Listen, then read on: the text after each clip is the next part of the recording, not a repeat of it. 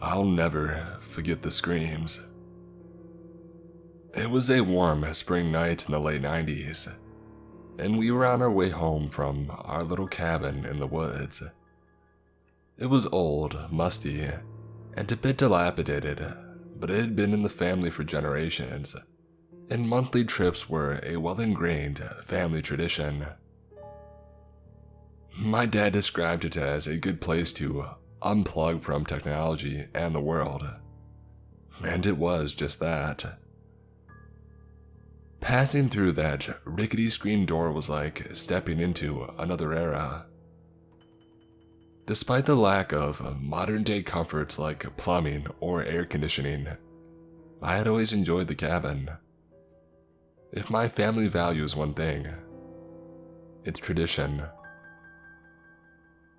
The only complaint I'd ever had about the cabin was a hard time sleeping when I was younger. It wasn't necessarily the ever-present chorus of wildlife, buzzing insects, chirping birds, squirrels crashing through the underbrush.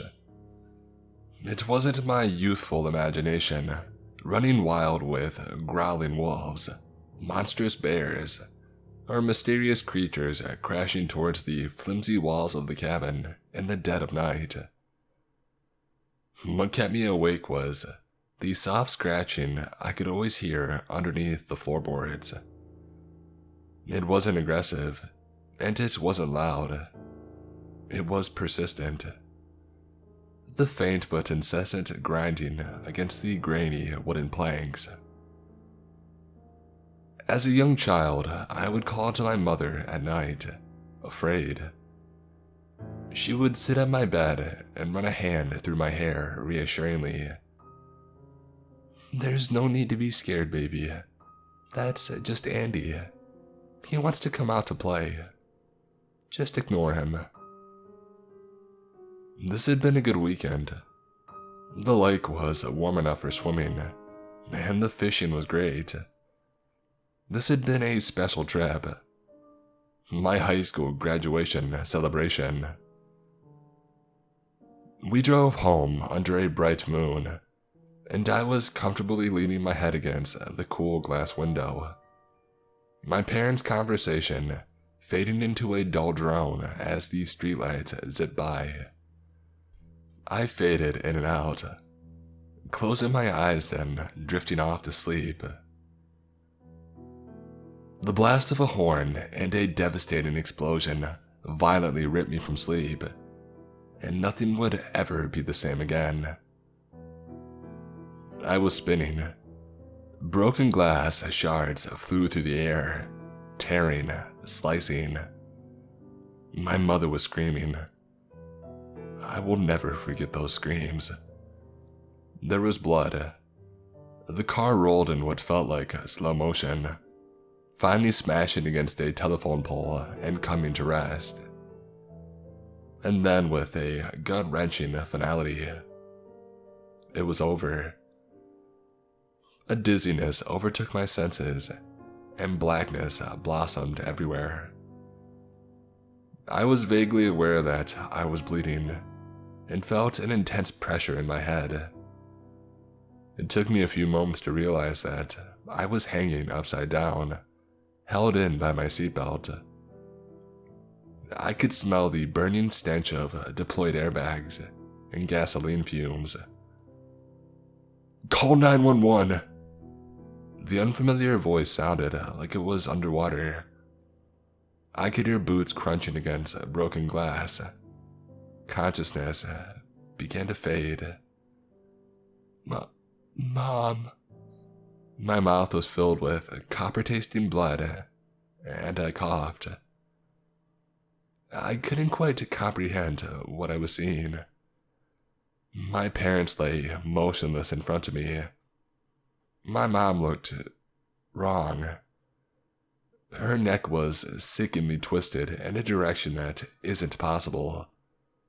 Her torso pointed forward, still neatly seat-belted in, but her face was staring directly at me.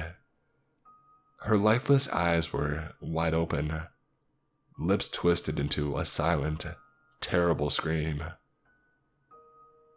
The car had crumpled in such a terrific fashion at the driver's side that I couldn't see my father at all.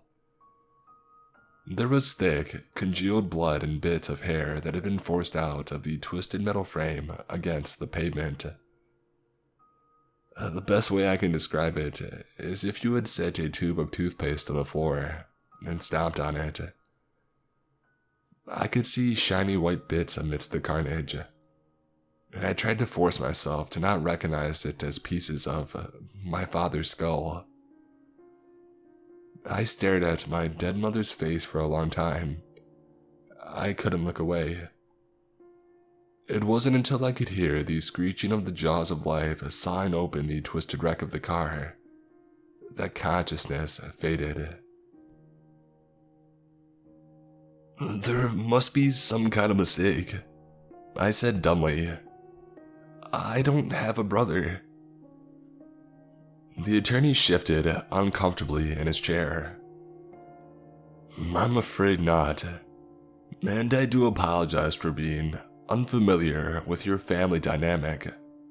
However, the wording is quite clear." We sat in a downtown office suite that overlooked a main thoroughfare through massive glass windows. "Can you read it for me again?" My head was spinning. "I desire that, should I die, it is my wish to be buried according to the rites of the Roman Catholic Church and interred at..." Skip down to the next line. He cleared his throat. "To my esteemed children, Ethan and Andrew, give and bequeath the following properties, to wit, our cabin located at..."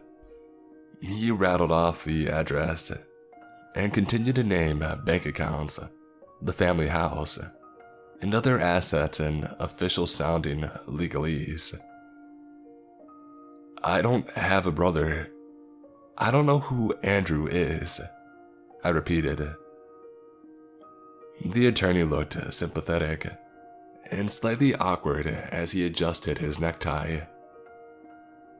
"I understand, Ethan. My investigators are attempting to ascertain this Andrew's whereabouts." He set the papers down on his desk and he stared at me. "This isn't the first time I've seen an unconventional family dynamic. Why your parents chose not to tell you about your brother is a question that I cannot answer, but surely there is a plausible reason." "Andy," I muttered. My hands began to tremble. As summer faded into fall, and fall into winter, I began to obsess about the existence of Andrew and my mother's explanation of the scratching underneath the cabin. "That's just Andy. He wants to come out and play." I had to see for myself. I had to know. I drove south under a full moon, clenching my teeth as I passed the mile marker where the crash had occurred those many months ago. I turned onto the small dirt road that held the cabin. Gravel and dirt spit beyond my car into the darkness. All the cabins were all empty at this time of year. No one vacations in the dead of winter. Skeletal tree branches clawed and scraped the sides of my car as I pulled up the narrow driveway leading through the choked woods and up to the cabin. The small squat log cabin had none of its charm that it held in springtime. In the dead of this cold winter night, illuminated by nothing but my Chevy's headlights, it looked menacing, haunting. I clicked on my flashlight and tucked it under my armpit as I fumbled with the keys, my breath frosted in the frigid air. I unlocked the door and I stepped inside. I stopped and listened closely. It was there, faint but present, soft scratching from underneath the floorboards. The hair stood up on the back of my neck, and my heart began beating faster. A heavy padlock secured the small door leading to the crawl space underneath the cabin. A little key accompanied the larger front door key on the keyring. It slid into the padlock easily. The little door groaned as I pulled inward, and the padlock clattered to the floor. A stench assaulted my senses, and I fought to keep my lunch down. It stank of rotten meat. It stank of death. My heart beat even faster. The small flashlight cast a pitiful beam of yellow light into the inky blackness that stretched downward into the bowels of the cabin. The wooden steps creaked and groaned under my feet as I descended underground. The beam of light now trembling wildly across the moldy walls and uneven dirt floor. Tree roots protruded in some areas.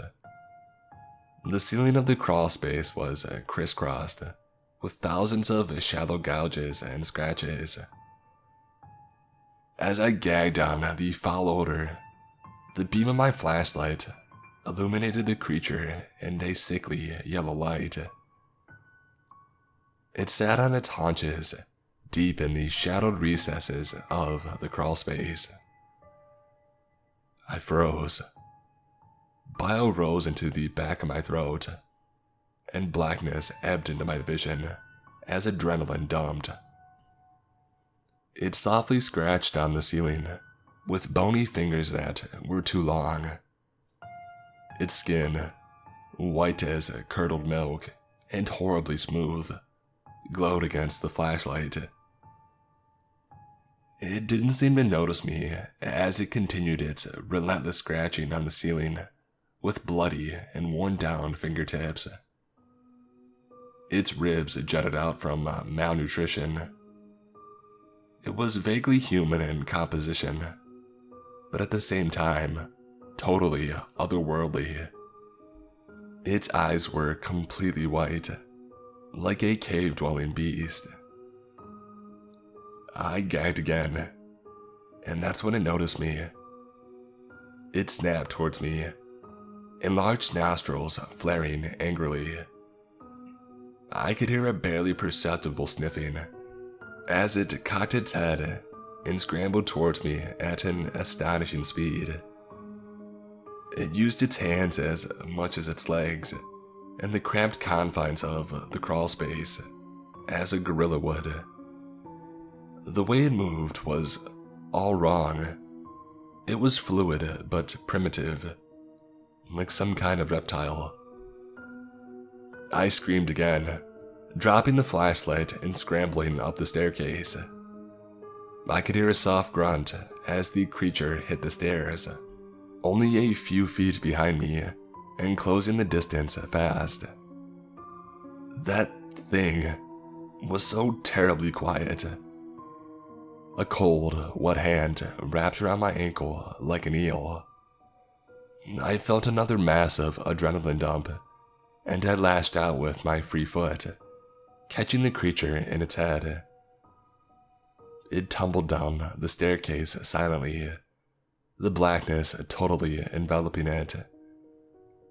I plunged out of the crawl space, slamming the door shut and leaning against it, breathing heavily. "Dad!" My son called me from the bedroom.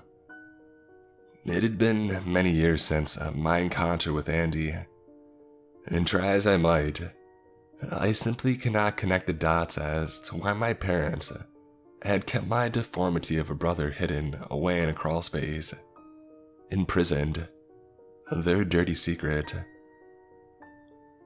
I went to my son's bed and I sat down, his little frame not even taking up half of the bed. Moonlight spilled through the open window, illuminating the room. "Shh," I said as I ran a reassuring hand through his hair. "Dad, the scratching again," he whined. "It's okay, pal," I said. "That's just Uncle Andy. He wants to play. Just ignore him. Besides, we're headed back home tomorrow." I got used to Andy scratching, and my son would get used to it too. He settled down and fell back to sleep quickly. I sat next to him for a while, listening to the soft scratching and smiling at the absurdity of it all. I think most people would have sold that cabin, or maybe burned it down to the ground. But I wasn't raised that way. I was raised with tradition, and if my family values one thing, it's tradition.